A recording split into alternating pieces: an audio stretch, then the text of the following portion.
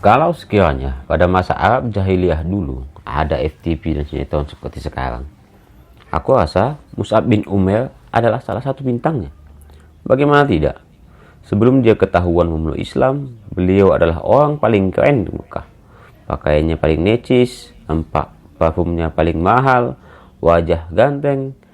Kalau penampilan paling up to date lah, mirip-mirip anak sultan kalau istilah kita sekarang. Sampai-sampai kalau dia baru saja melewati sebuah tempat atau perkumpulan, orang yang datang kemudian setelahnya tahu kalau dia baru dari situ, karena harum baunya masih tertinggal di tempat itu. Bayangkan. Aku sampai berpikir, kalau saja kebudayaan ibu-ibu komplek zaman sekarang itu sama dengan kebudayaan ibu-ibu Mekah dulu, kuasa Mus'ab bin Umair ini adalah sering jadi bahan gunjingan mereka. Tapi seganteng dan sekerennya dia, Mus'ab ini anak mami. Dia paling takut sama ibunya. Baginya, sekiranya seluruh patung-patung di Mekah dan tokoh-tokohnya bergabung beserta padang pasirnya sekalian membentuk satu formasi untuk melawannya, dia nggak takut. Tapi kalau ibunya, lain cerita. Itulah yang menjadi sebab di awal-awal menjadi muslim, dia menjalankan secara sembunyi-sembunyi. Tapi mungkin sudah menjadi sunnatullahnya ya. Dari sebuah rahasia, sebagus apapun manusia menyimpannya, suatu saat akan terbongkar juga. Akhirnya ibunya tahu melalui laporan Utsman bin Talhah. Utsman bin Talhah ini melihat Mus'ab sering ke Ummah Arqam. Saat itu Ummah Arqam sebagai pusat pengajaran Islam. Kemudian nggak sengaja dia melihat Mus'ab melaksanakan sholat seperti yang dilakukan oleh Rasulullah. Saat Mus'ab pulang ke rumah, didapatinya pada saat itu orang di rumahnya itu rame oleh petinggi-petinggi kafir Quraisy dan ibunya yang sedang marah. Tapi dia nggak gentar. Didekatinya mereka, terus dibacakannya ayat Al-Quran. Makin naik tensi ibunya, sampai diangkatnya tangannya untuk nampar Mus'ab. Tapi pas dilihatnya wajah ganteng anaknya tadi, nggak tega juga dia. Tapi bukan berarti ibunya luluh dan ikut jejak Mus'ab jadi beriman loh. Ditariknya tangan anaknya, diseretnya Mus'ab ke ruang isolasi yang sempit di rumahnya itu, disuruhnya pelayannya untuk menjaga ketat ruang isolasi agar nggak bisa Mus'ab keluar dan berjumpa dengan Rasul. Tujuan mamanya cuma satu, semakin anaknya dijauhkan dari Rasulullah dan pengikut-pengikutnya, maka makin terbuka dia untuk kembali ke agama nenek moyangnya. Kemudian sejak saat itu dia dikurung di ruang isolasi. Tapi kecintaannya kepada Allah dan Rasulnya lebih besar. Jadi suatu ketika penjaga ruang isolasi itu lengah. Merasa dapat angin, langsung Mus'ab keluar dari rumah dan kabur. Waktu itu ketepatan beberapa sahabat Rasul yang dipimpin oleh Ja'far bin Abdul Muthalib diperintahkan oleh Rasul untuk hijrah ke Habsyah. Diikutinya lah rombongan itu hijrah. Beberapa lama di tempat hijrah, timbul kerinduan dalam diri Mus'ab. Tapi rindunya bukan sama ibunya, melainkan pada Rasulullah. Dia bersama beberapa orang sahabat kembali ke Mekah secara diam-diam. Mendengar anaknya sudah kembali ke Mekah, mamanya naik darah lagi. Dibayarnya orang untuk menangkap Mus'ab. Tujuannya cuma satu, akan kusiksa anak ini biar patuh dan kembali ke agama nenek moyangnya. Lihat betapa besar pengaruh keyakinan ini. Sampai segala cara pun dihalalkan asal tujuannya tercapai. Bayangkan, ibu Mus'ab bin Umair yang awalnya sangat memanjakan anaknya bisa jadi sebrutal itu pada anaknya karena beda keyakinan. Dan keyakinannya tidak mengatur batasan-batasan dalam mengajak orang. Kau bandingkan sendirilah sama agama Islam. Agama yang kau yakini sekarang dalam mengajak orang pun diatur.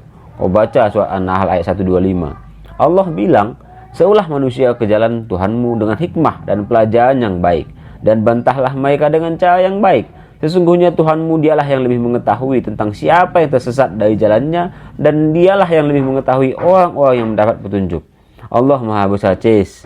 Allah tahu manusia itu bisa jadi barbar, buas kalau nggak diatur. Kau bisa bilang kau muslim, tapi kalau kau pakai cara yang barbar dalam menyampaikan perintah Allah dan Rasulnya, ajaran siapa yang kau pakai? Rasulullah dulu punya strategi dalam mendakwahkan Islam, dan itu berhasil. Kenapa strategi Rasulullah itu nggak kau copy paste dalam berdakwah? Apa? Kau bilang itu udah nggak sesuai lagi dengan kondisi sosial kemasyarakatan sekarang. Kau nggak lihat hari ini juga banyak orang-orang yang mengalami seperti apa yang dialami oleh Mus'ab bin Umair. Bumi ini berputar, Pengalaman hidup itu juga gitu-gitu aja. Bedanya hanya pelaku dan waktunya. Kita lanjut. Mus'ab tahu rencana ibunya itu. Ketika pasuruan ibunya datang, dia bilang, "Bang, siapa yang mendekat dan membantu melaksanakan niat ibuku itu, aku gak segan-segan membunuhnya." Yang diucapkan Mus'ab ini udah kalimat pasrah. Dia sudah pasrah kalau ibunya tetap dengan kekafirannya. Gak ada cara yang dia tahu untuk meyakinkan ibunya tentang kebenaran Islam. Maka siapapun yang menghalanginya dari Allah dan Rasulnya siap dihadapi meskipun nyawa sebagai taruhannya. Akhirnya ibunya mengerti dengan kebulatan tekad anaknya, tapi dia gak bisa terima.